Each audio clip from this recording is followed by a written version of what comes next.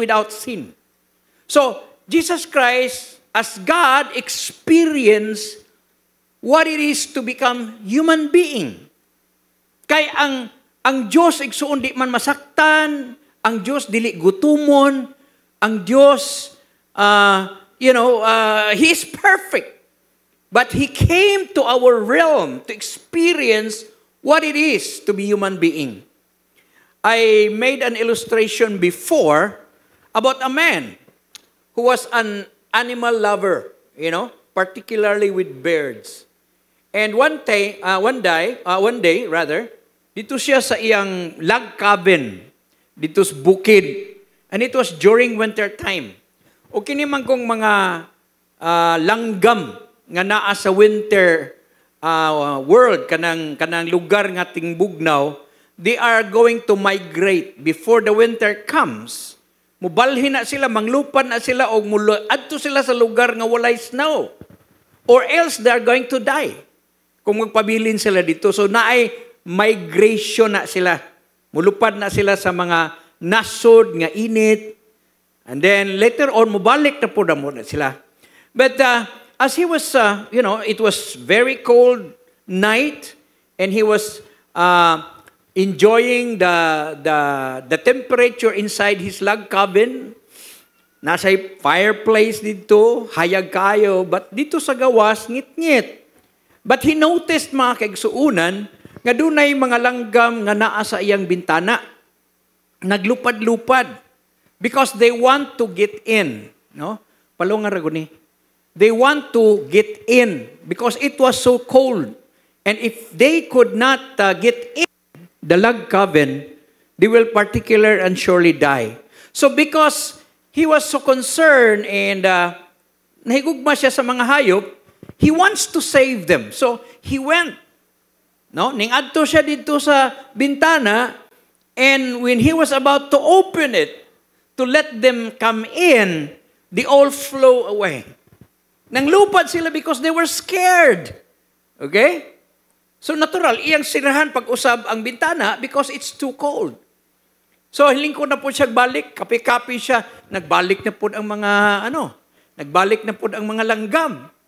So karon ming-adto na po siya because he understood the nature nga mamatay gini sila kung dili sila makasulod.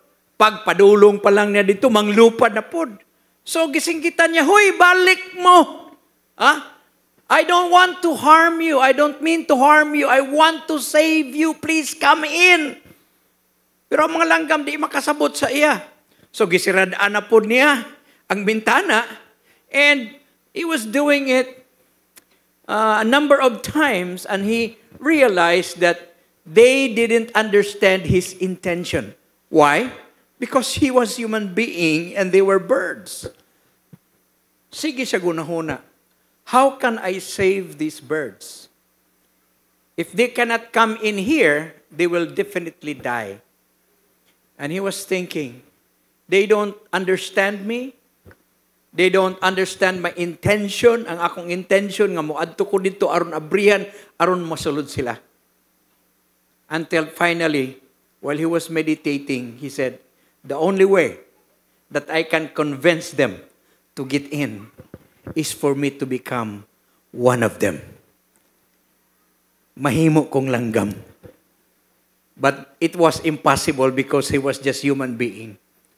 Then the thought came to him, and it became a revelation. It was God. When God intended to save human being,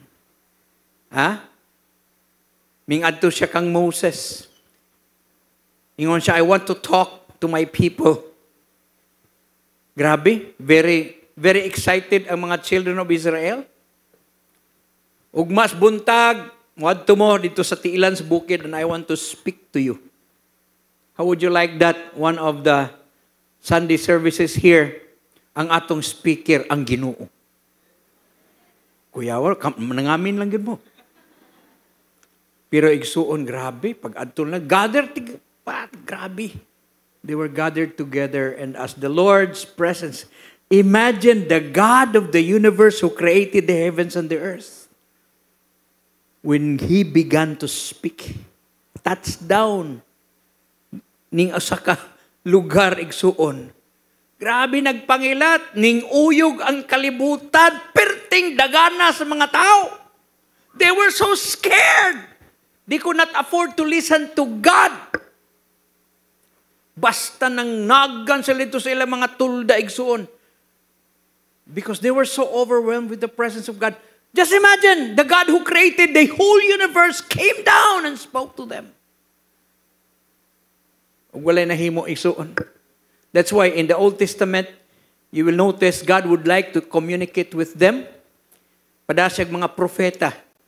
When God sent His prophets, they were misunderstood. They don't understand. Gipang patay ang mga propeta. Gipang persecute ang mga propeta. Gipang priso ang mga propeta. These were God-sent people to warn them. His intention that, He loved them.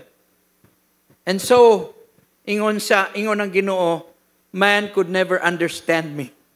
Ang ilang kasing-kasing wickedness kanunay, even though my intention was to save them, pero di gyud sila makasabot until one day, sama ni adtong usa ka tawo nga animal lover, the only way that they could understand me is for me to become like them.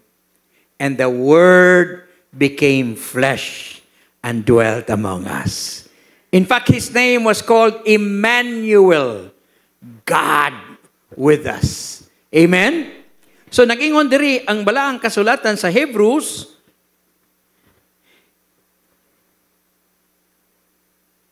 sa na ito pag-usab sa Hebrews, we do not have a high priest who cannot sympathize with our weakness because He Himself became human being as we are. But in all points, He was tempted as we are yet without sin. Yes, ang tanan ninyong temptation, giagi po na ni Jesus. He felt tempted, usab. But He was never tempted. He never committed sin. You can be tempted, but not sin. Temptation is not sin, actually. But when you yield to it. Pero na-feel ni Jesus Christ what it means to be tempted. Na-feel ni Jesus Christ how it is to be weak. That is why He has to sleep. He has to get rest. Jesus Christ felt how to be hungry. Jesus Christ felt how to be hurt or to be lonely or to be sad. When His friend Lazarus died, He wept. Why? Because He was totally man. Hiyang giawasan ang iyang pagka-Diyos o nahimo siyang tao. That was His humanity. Si Jesus Christ, dili sirena nga katunga Diyos, katunga tao. He was totally human being. Iyang gihawasan ang iyang pagka-Diyos, pag-anhi sa kalibutan. That is why, naay ubang mga theory o doktrina sa mga agnostics kaniadto mga kaigsuunan. Ang ilang una-una, Diyos manggito si Kristo. When He died on the cross, actually, Diyos to siya, nagpasakit-sakit lang to. So, nag-artista si Jesus? Katong gikuan siya, naghilak siya, kay kuan. Ang ilang hunahuna nga Ginoo siya. Kaya to niya kay Ginoo siya. Diyos siya. But no, He was totally human being. He was hurt. When sa diha nga gidagmalan siya, sa diha nga gilansan siya sa cross. So wala mag-inartista si Jesus Christ, Tinuod yun nga nasaktan siya, mga kaigsunan. Because He wants to feel your pain. He wants to feel how it is hurt. Because if He remained as God, He can never identify your weakness. He can never understand what it is to be human being, even though He created us to be like Him, di ba? Pero ang problema, manggod, ngano, dili man intention sa Ginoo when He created us to have pain, to suffer the consequences. But the problem was, we did fall into sin. Og tungod sa sala, we experienced death, sickness, poverty, wars, hatred, because abot na to. Kung walang unta makasala ang tao, we will enjoy that privileges to be like God because we were created in the image of God. Pero tungod sa sala sa tao, we all fall into sin. Naay mga dili mo tuog Diyos, mga atheist. I don't believe in God. Because if God is real, He is love. He is so powerful. Why does He allow little children to suffer cancer? Why does He allow wars? Why does He allow poverty? People are begging, Kung naapa yun tayo Diyos, everything is all right. Mao na ilang nasabtan mga kaigsuunan, nga kaino nila nga tungod kay naay Diyos, why does He allow all these things? Kung Diyos siya, wa na'y gira, wa na'y sakit, tanan. That was supposed to be it. Kung wa lang ta makasala, pero nakasala man ta. And God said, nag-ingon man God siya, the soul that sinneth, it shall die. And we experience corruption, mga kaigsunan. Nakuha ninyo? Okay? Naiusa ka, tao nga nagpagupit, no? Nagpagupit siya. Ingon siya nga, ingon siya nga, kanang sabon, dili nagyug ko mutuo, ana.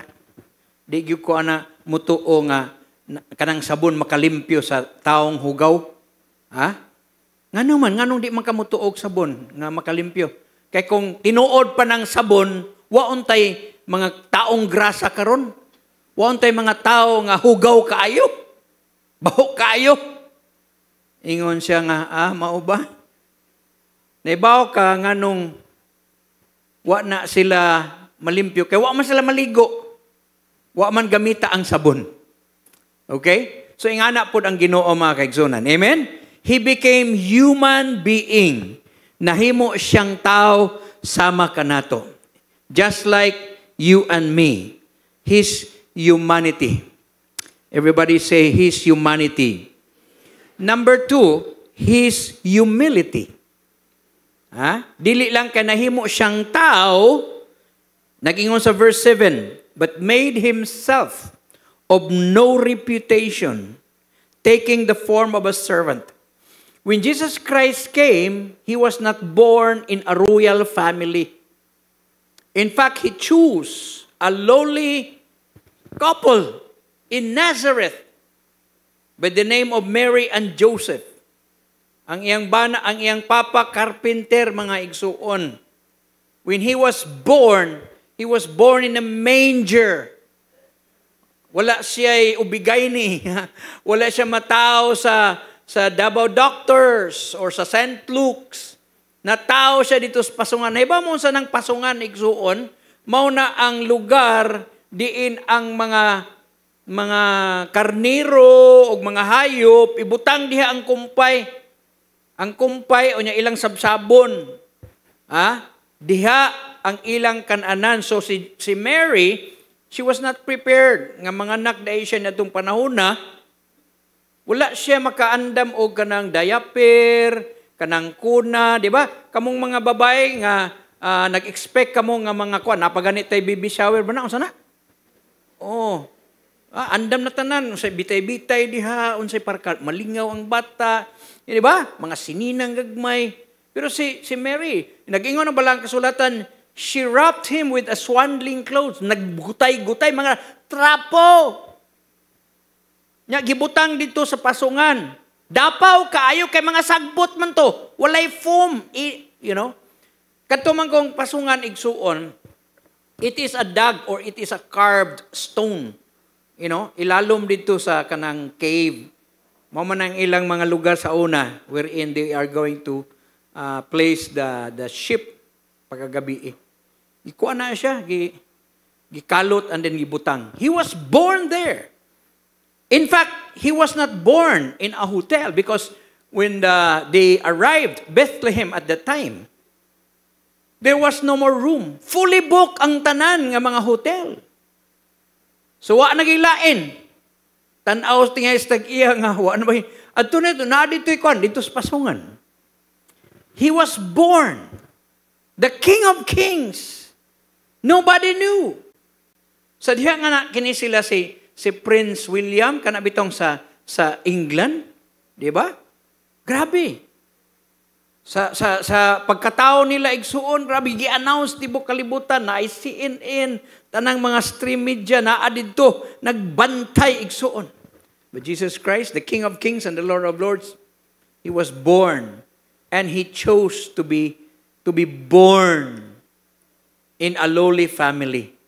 Wala siya mataw sa dato kaayo o royal family mga igsuon. Amen. So muna si Ginoong Kristo, his humanity as well as his humility. He made himself of no reputation. Dili siya sikat. Wala siya mailhi. Taking a form of a bond servant. Sa New Living Translations, he took the humble position of a slave. Kining slave, mga igsuon, was the lowest kind of possession. Kaya ang mga slave kaniadto ulipon ka, mayo gani ang ato mga maid karon. Kay naa pa sila sweldo. Pwede pa sila mo reklamo sa Department of Labor. Di ba? Dapat imo sayang bayaran og SSS. Mauna siya igsoon, pero ang slave, wala. Walay sweldo, you are at the mercy of your master. Kung anytime nga makapatulugon ka o dili pagkaonon, maura gina siya. Human. No? He was humbled. In Mark chapter 10 verse 45, even the Son of Man did not come to be served, but to serve, to give his life to a ransom for many. Tiyaw mo na. Imagine the God who created the universe, the King of Kings and the Lord of Lords, minganis kalibutan to be a servant. Bond servant pag yun. Ulipon. Di lang kasulugan na, ulipon. That was the lowest possession there is. And he showed it to us how he served. Pero may naman namo ni gi-illustrate the servitude of Jesus Christ when he served his disciples.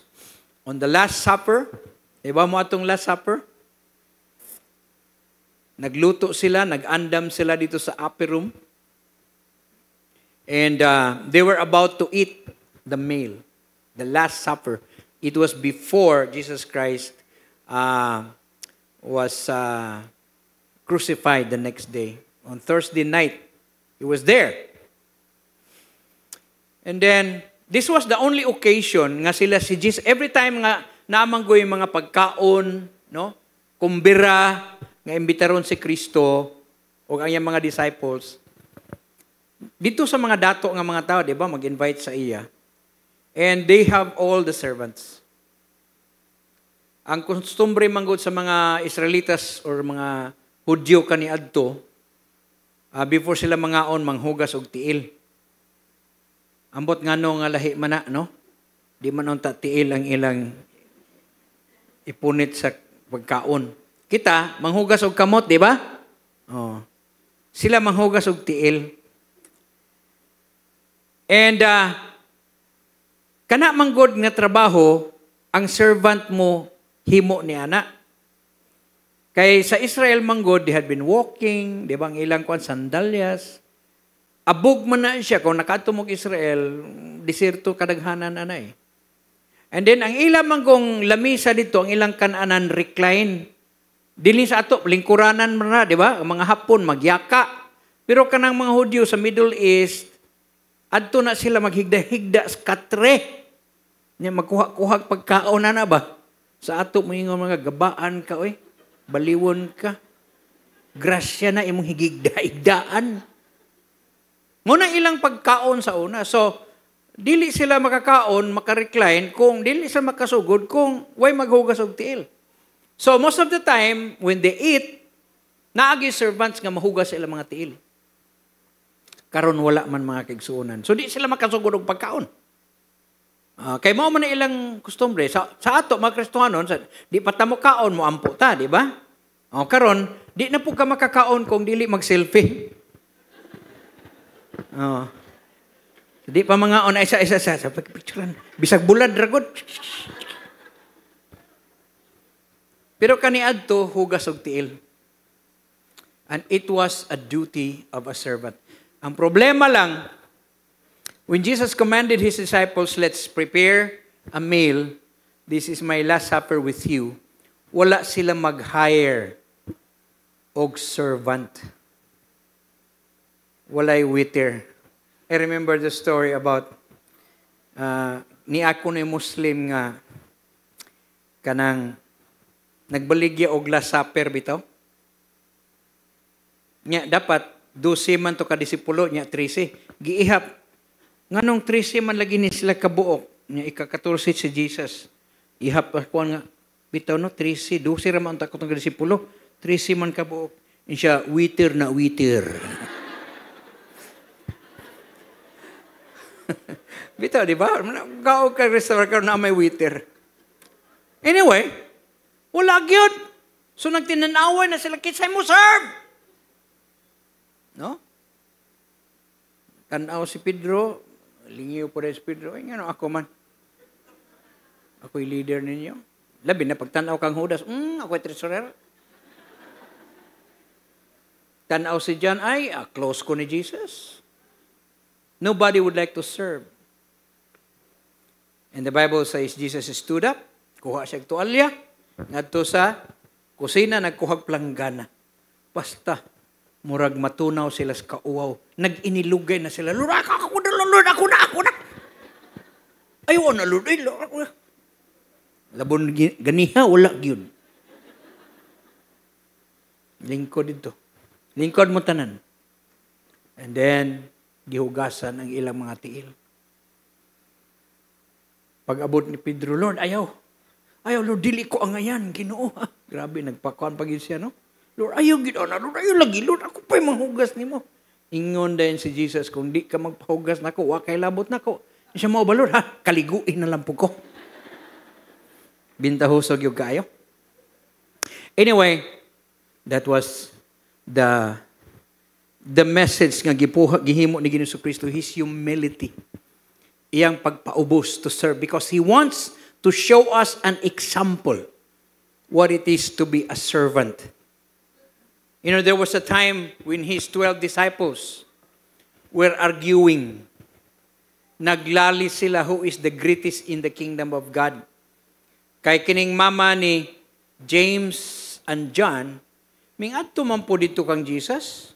Ingon sila, Lord, pag abot niya sa imong gingharian, siguro hagyo nga kining akong duha ka anak nasa imong left and right. Niyang ubang hunahuna, niya kami, asa mami. And there was a commotion. Na ay paglalis, kaya nga naman, they want the possession, they want the reputation. But Jesus said, if you want to be great in the kingdom of God, this is not it. It's not a possession. You must be the servant of all. The greatest in the kingdom of God is a servant of all. And I want to challenge each one of us. Dapat mauni ang atong attitude to become a servant. We are here to serve. Bisag unsay imong position, you are there to serve. Even din sa atong church, nag-serve ta. Salamat sa atong mga, mga ushers na to. Palakpakan na to atong mga ushers. They are serving us. Na atay mga media diya sa taas. They are serving us. They are all volunteers, mga igsuon. But if you want, practice it. Bisan pagani sa inyong opisina, be a servant. Pag-abot sa imong manager, sir, timplahan ta kag kape. Bisag di ka janitor, panilhig. Muna mga kaigsunan na that is how to be a servant. One day, I already told you this story. I was in Manila. And pagka Domingo, musimba ka. So, since my sister, ang iyang husband was one of the pastors, and it was a big church, no? Dato kaayo nga simbahan.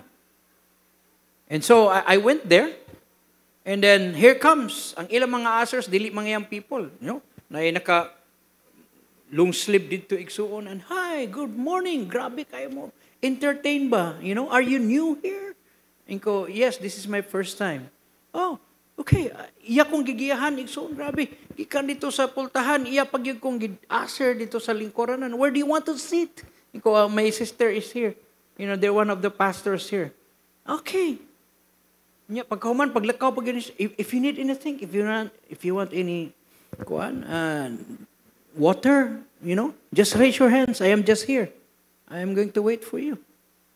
Kukuyawa, ha? Anyway, paglingkod na kuha lang to sa ako, kaya ito ram na mag-aser.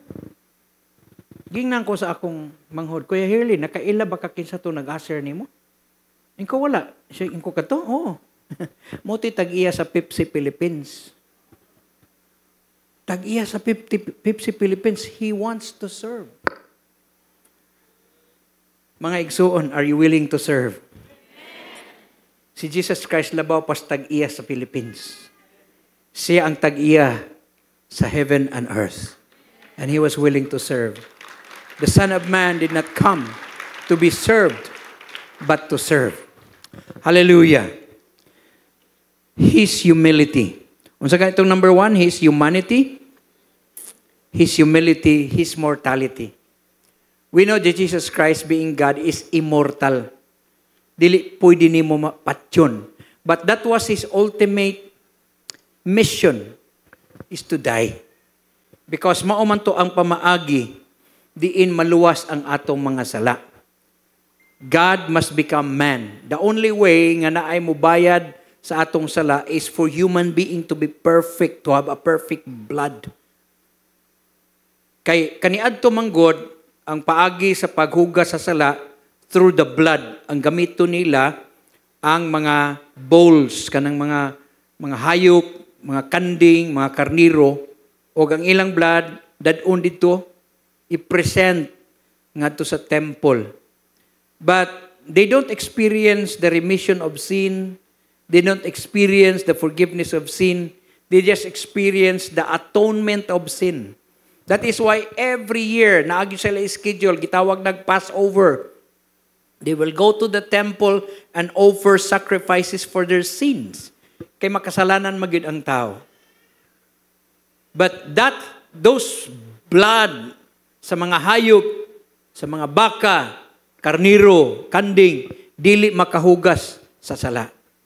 But there was an ultimate blood. The blood of the Lamb of God. When Jesus Christ appeared and John the Baptist testified, "Behold, the Lamb of God which take away the sins of the world." He was the Lamb of God. Namatay siya dito sa cross. Salamat sa Ginoo mga kaigsuunan nga si Kristo. He died once for all para sa atong mga sala. Amen? Kay kung ang Old Testament paghihapon ng atong sundon, basig kada Domingo, magdamo dinhig mga baka. Masitarta sa gobyerno, sa health. Diba? Mahimo na ning butcher house ning atong Cap Auditorium. Magkadugo ni dinhi. Ang ilang temple sa una was a messy. But we praise God, we don't bring any sacrifices anymore para sa atong mga sala. Because Jesus Christ was sacrificed for us. Ang ato karong dadon nga sacrifice, dili na mga hayop, but the sacrifice of praise. The fruit of our lips, mo na nga magdaig ta, magpasalamat ta sa Ginoo. Because Jesus Christ has already died for us. He paid the penalty of our sins. Amen po ba? Nagingon din He humbled Himself, even obedient to God, and died a criminal's death. Ang iya pag yung kamatayon, dili kayo honorable. Wa si Jesus mamatay sa COVID. Wa siya mamatay sa sakit nga gihilantan. Namatay siya in a criminal's death. Maot kayo nga reputation. Kung sa ato pa na karong panahon, lethal injection or kaniadto electric chair baka or they were hanged nya tong unang panahon kung mamatay ka kanang death penalty man na, capital punishment na siya. Now karon wa naman tay death penalty sa Pilipinas. Pero kaniadto igsuon sa laing mga lugar, criminal's death gani. Kung criminal ka, labi na sa Middle East, either firing squad, bitayon ka o putlan og ulo, that was how he died. It was not a reputable death. Dili kaayo sikat nga kamatayon. Nainumdum mo mga kaigsuunan, amot kung buhi pa mo ato. Sa panahon ni Irap, nagsampol siya na ay patay. Kinsa hinumdum mo ato? Si Itchigaray, kay nang rape siya sa iyang anak, Itchigaray. Dili maayo nga dungog, ay si Itchigaray. Lain na no. Ing ana igso ng kamatayon ni Kristo. Si Jesus namatay. Death penalty. He was a criminal. And that is how he died. Namatay siya mga kaigsuunan at the point of death. He humbled himself, no? In fact, there was a time he has to haggle with his father. He said, when he prayed dito sa Garden of Gethsemane, he said, Father, if it is possible, no, let this cup pass from me. Luke 22 verse 42, saying, Father, no, if it is your will, take this cup away from me. What was that cup? The cup of suffering, the cross. Nevertheless, not my will, but your will be done. Nganong kinahanglan mamatay siya? Because he has to be a sacrifice. That's the only way. Why laing makaluwas kanato was the sinless blood of Jesus Christ. That's why karon nga Biyernes Santo ato nga nang iselebrar, no, ang kamatayon ni Kristo. So don't forget to come here. Friday, alas 2 nga to sa alas 4, naatay service din no? Magmuni-muni ta mga igsuon. Bring your family, bring your friends. One of the great celebration is a Good Friday. So I'll be talking about the 7 ways Jesus Christ shed His blood. Ang mga simbahan, maghisgot sila 7 palabras, 7 saying. We'll be talking about the 7 blood of Jesus Christ. So, bring your friends. This will be our harvest event. No? Wa na may nangamin? Oh. Nganita diri igsoon. Ang uban sa inyo mo ato tayo magburakay. Hinumdumi si Rico yan namatay sa Biyernes Santo kay nag wa ko maghadlok ninyo ha. Kay ang mga tao dali ra imbitaron mga tao Biyernes Santo kay buutan kay mga tao. Di ba? Daghang kay tagpatutuwa ay mo pag-smile kay namatay ba si Kristo ay dito sa bukid ay mo pagguna kay basig igo ang ulo ni Jesus. Buutan kayo. In fact, according to statistics, 0 crime kung Biyernes Santo. Mao na nga ingno nato sila nga instead nga mag-procession mo layo kayo, samo kayo, dirita sa kap kay aircon pa. Amen. So he died on the cross, okay? If it is possible, let this cup pass for me. You know, why is it that he needs to die? Kanang maingon tag, the blood of Jesus Christ, gipatuluan niya og dugo ang atong kaluwasan. In other words, because of his sin, because of his death on the cross, it opens up the door of our salvation. Let me give you a simple illustration. We had been under the Spanish colony or under ta sa Espanyol, di ba? For 400 something years. Mao na under ta sa Spanish. Wala tay independence. Dili parehas karon nga naatay kaugalingon nga soberenya. Pero kaniadto, we were just one of the provinces of Spain. And there were so abuses sa mga Espanyol, mga abuso sa mga sundalo sa mga Espanyol. Ang pinakagrabe ang abuso sa mga praile, ang mga pare ni atong unang panahon. And a lot of, people, Filipinos, wants to be liberated. Gusto lang mahigawas. But what was the ultimate action or event that liberates the Filipinos?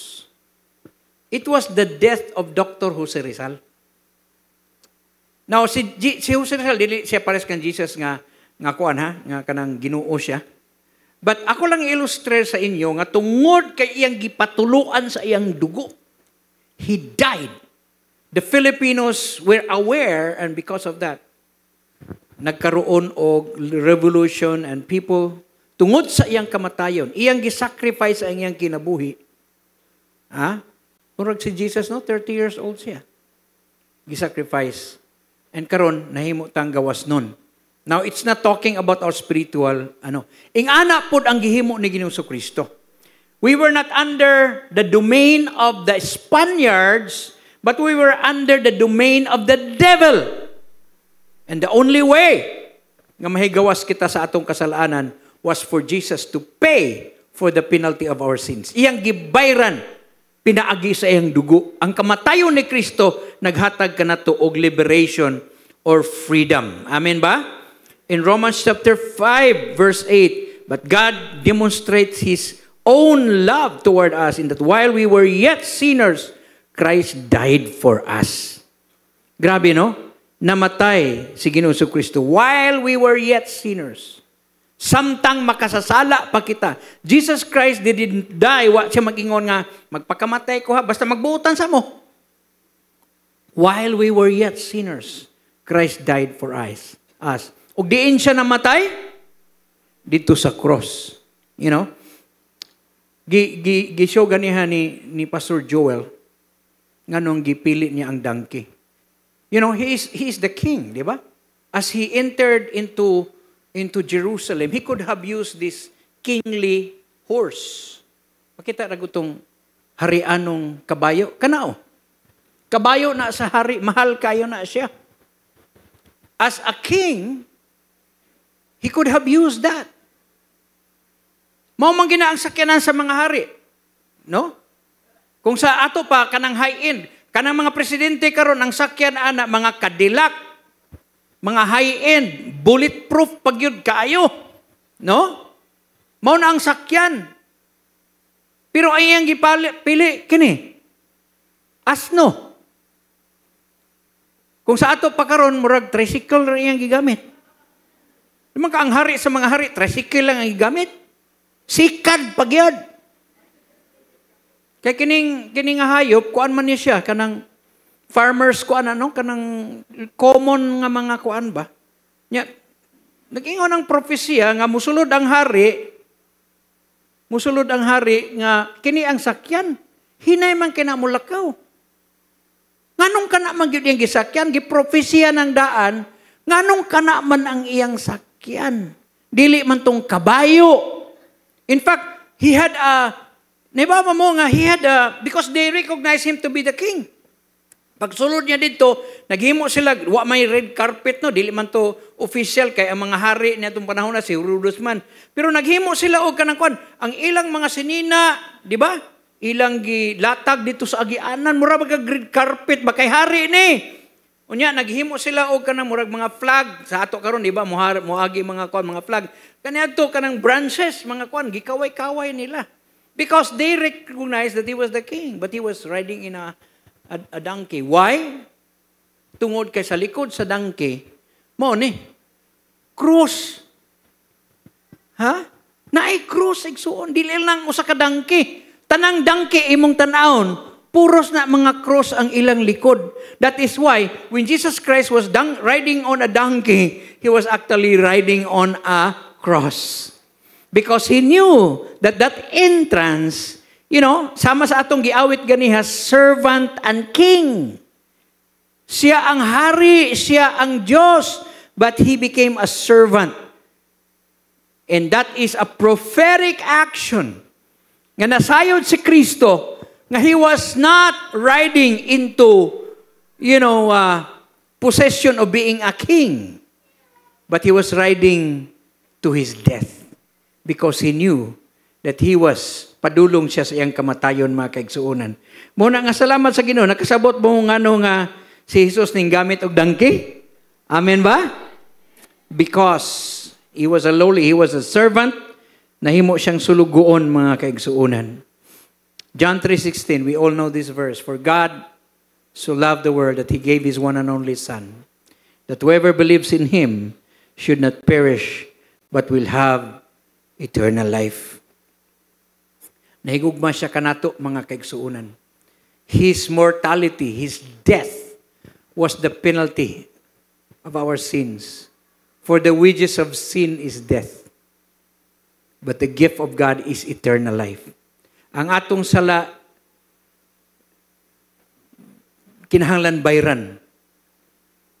Pero gibayran kini ni Jesus. Ako maning gi-ilustrar sa inyo kaniadto. I don't know if you were here. Na ako'y sakyanan, no? And thank God, I am blessed with a high-end nga car, ng Explorer, no? And then, ang akong Explorer, ang ako dihana nga kuan, ang ako nga unsay nga nana, insurance, comprehensive. Namang ko yung mga sakyanan nga TPA lang, mo na obligasyon, no? Mo na requirement sa LTO nga kung ka-insure nimo nga kung kanang third party bitaw kung naa kay mabanggaan, ang bayran katong imong nabanggaan. Pero maghisgot ka ni tag comprehensive, bayran tong akong nabanggaan, kung unsay damage sa akong sakyanan, bayran pod, mao na siya ang gitawag og comprehensive. Kung dunay mga damage, tanan, no? Kung naay mga pasayro nga nadaot, comprehensive na siya. Mahal-bahal baya, igsuon, kada tuig. One day, samtang nag-drive ko pa uli, uban sa akong asawa, diha sa diversion road, kalit lang himpaka. Pug! Kagabi iman to, silaw kayo. Uy, kabanggaan ko. Tural, padaplin da yun.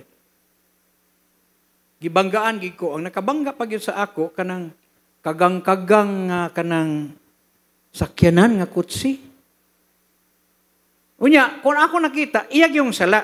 Kay, kanang sa bangga bitaw, kung ako ang muhimbangga, natural, ang iyang sakyanan mo naguba. Ang ako mang kilid naguba, sa ato pa, dinhi siya bangga sa akong kilid, sa ato pa, sayop niya. Tawag ng pulis, investigador, tural, imong ikuan kay mo claim ang kong insurance. Kung mo claim kong insurance ani kay kamahal sa kong insurance.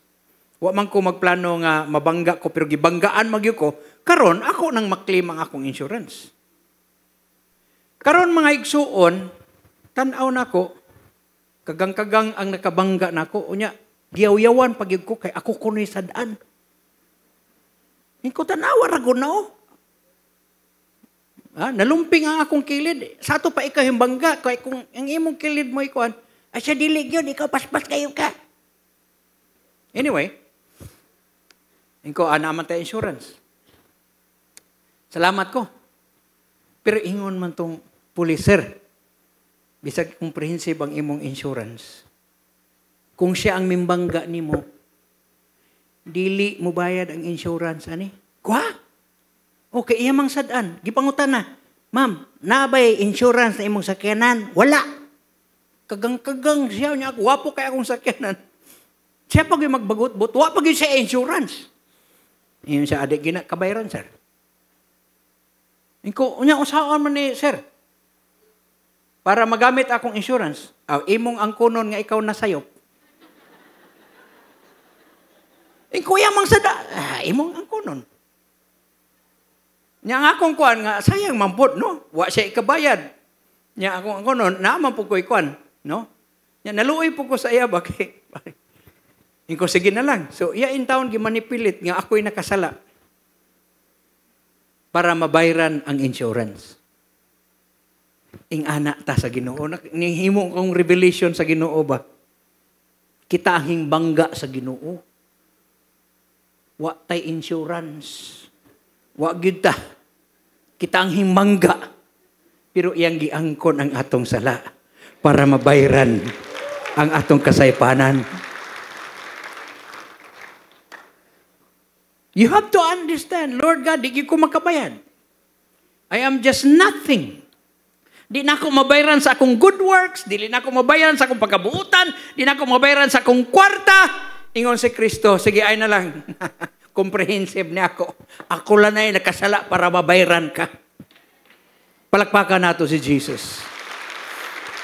That's why He died on the cross. Pagkamatay si Kristo, for God so loved the world. All you have to do is to receive that offer. Believe, tuuhi siya. Ingon nga imong personal maluwas. Asa atong worship team? Can we stand up one more time?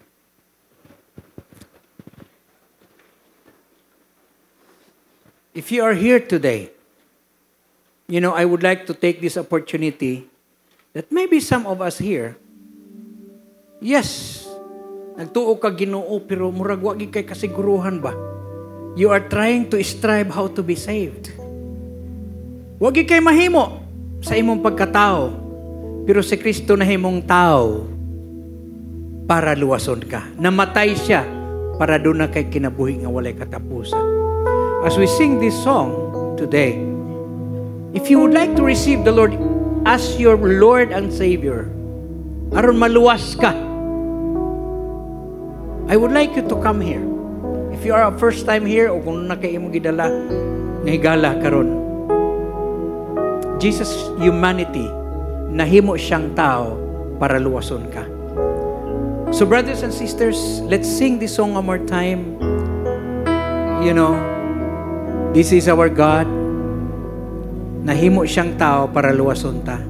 And as we sing this song, I would like you to come here. Katong tanan nga gusto mo dawat na kay assurance of salvation.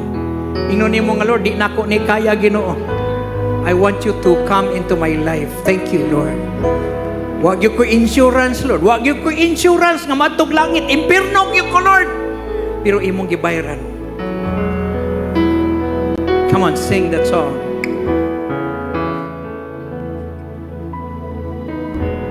Your grace is enough, more than I need. Yes, Lord. At your word I will believe. I wait for you. Draw me again.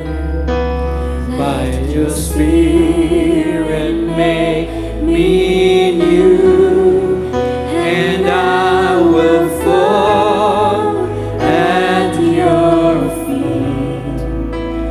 I will fall at your feet, and I will worship you here. Hallelujah. Come on, raise your hands. Your presence in me, Jesus, light the way. By the power of your word, I am restored, I am redeemed. By your Spirit I am free, and I will fall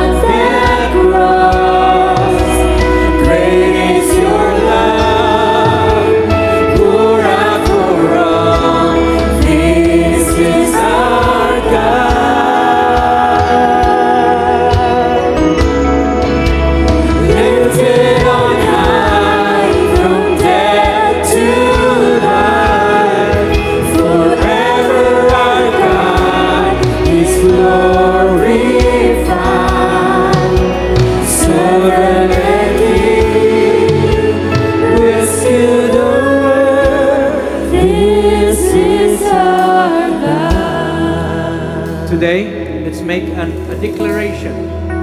Kamu nga naa sa tubangan, thank you for coming. But maybe some of you na mo sa likod, you can pray with me. Jesus' incarnation, nahimo siyang tao. He became a servant king. He ride on a donkey, representing the cross, para pasayloon ta sa atong mga sala.